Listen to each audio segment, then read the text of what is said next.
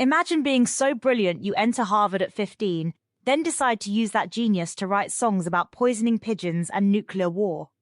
Today, we're exploring the fascinating life of Tom Lehrer, the mathematician who revolutionized musical satire, who just passed away at 97.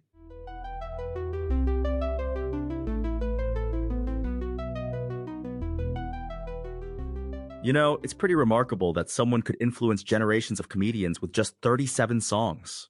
Wait, only 37 songs? That's his entire catalogue? That's right. Lehrer once said, "When I got a funny idea for a song, I wrote it. And if I didn't, I didn't." He wasn't trying to be prolific, he was just trying to be funny. Let's start at the beginning. Born in Manhattan in 1928, Lehrer was clearly something of a prodigy. Oh, absolutely. He started studying classical piano at age 7, but he was more interested in popular music. His mother actually had to switch him to a pop music teacher. And then he just casually enters Harvard at 15? Yeah, and graduated with a math degree by 18, then got his master's the following year. But here's where it gets interesting. He started writing comic songs to entertain his friends at Harvard. So his musical career was kind of accidental? Completely accidental. He recorded his first album, Songs by Tom Lehrer, in 1953 for just $15 in a 1-hour studio session. $15? That wouldn't even buy you a streaming subscription today. And get this, that album initially sold just 400 copies, but through word of mouth, it eventually sold 350,000 copies. You know what I find fascinating? His songs were pretty dark for the 1950s. Oh yeah, I mean, poisoning pigeons in the park isn't exactly how much is that doggy in the window. He tackled everything from nuclear war to racism. But he did it in such a polite way. Like, he was erudite even when being subversive. That's what made him special. He could mock the Catholic Church with the Vatican rag and somehow get away with it. The lyrics were literally, "Get down on your knees, fiddle with your rosaries." Speaking of clever lyrics, I heard he wrote a song listing all the chemical elements. Yes, The Elements, set to the tune of Gilbert and Sullivan's Major General's song. It's become such a cultural touchstone that Daniel Radcliffe performing it actually helped him land a role years later.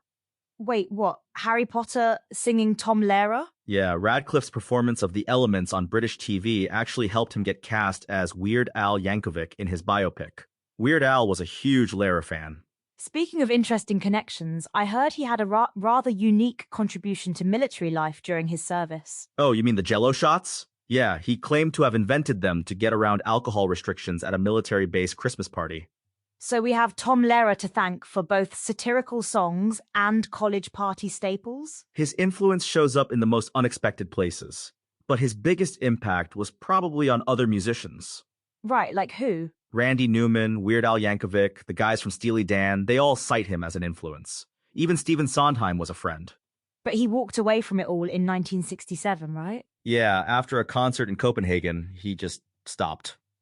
Went back to teaching math full-time. Though he did write some songs for the Electric Company in the 70s. That was pretty much his last musical project. After that, he focused entirely on teaching at UC Santa Cruz and other universities. You know what I find really interesting? He never married, never had kids. When asked about marriage and children, he simply said, "Not guilty on both counts." He seemed content focusing on his twin passions of mathematics and music. And he made one final, pretty remarkable gesture in 2020, right? Yes, he put his entire catalog into the public domain. Just said, "Help yourselves and don't send me any money." That seems very Lehrer. One last satirical jab at the music industry? Exactly. Even in his 90s, he was still subverting expectations. His songs often dealt with pretty dark subjects, nuclear war, pollution, racism, but somehow made them funny? That was his genius. He once quoted a friend who said, "I'll always predict the worst and you'll be hailed as a prophet." Did he ever regret stepping away from music when he did? He said it wasn't like writer's block, he just quit. When he had funny ideas, he wrote them. When he didn't force it. That's actually pretty refreshing in an era where artists feel pressured to constantly produce content. And his songs have outlasted their original context. They're still relevant today. Like which ones specifically? Well, Who's Next? About nuclear proliferation. Pollution, about environmental concerns. These issues haven't gone away. And his music actually charted, right? This wasn't just cult appeal. His 1965 album, That Was the Year That Was, hit number 18 on the Billboard charts. Pretty impressive for such subversive material. You mentioned he worked on That Was the Week That Was. What was that exactly? It was a satirical TV show hosted by David Frost in the mid-60s. Lehrer contributed several songs that commented on current events. So kind of like a musical Weekend Update? Exactly. He was doing topical comedy songs decades before YouTube made it a genre. And he kept teaching math well into his 70s, right? Yeah, at UC Santa Cruz. He taught an introductory math course for liberal arts majors that he nicknamed Math for Tenors. Always with the wit. Even his course titles were funny. That was Lehrer. He could make anything entertaining, even calculus. You know what's remarkable? He influenced so many people with such a small body of work. Quality over quantity. Those 37 songs changed musical comedy forever. And now they belong to everyone, thanks to his public domain decision.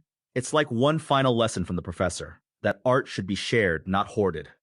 Do you think we'll ever see another Tom Lehrer? I doubt it. The combination of mathematical genius, musical talent, and satirical wit was pretty unique. Plus, that willingness to walk away at the height of success. Right.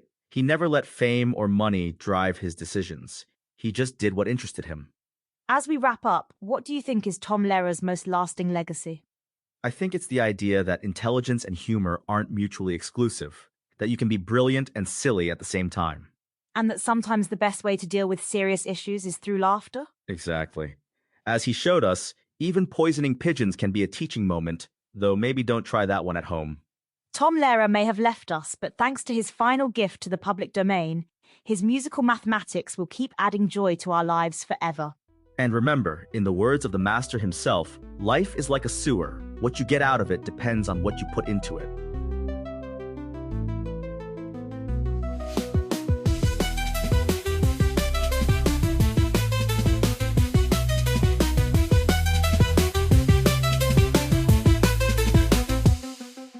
Math show, let's go, open up your mind and grow.